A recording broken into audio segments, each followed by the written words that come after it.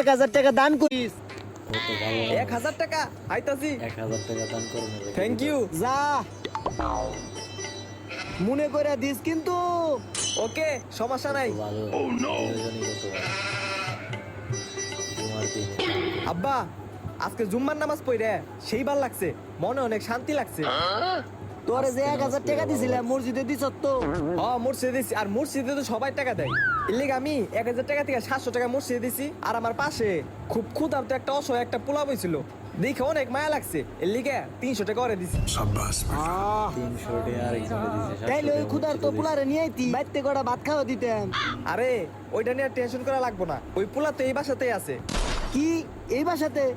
বুঝছি আপনার সামনে গাড়ি তোর কথা কইতাছস নাকি? আরে আমার থেকে বড় আশা এই এলাকায় আছে না কোনো?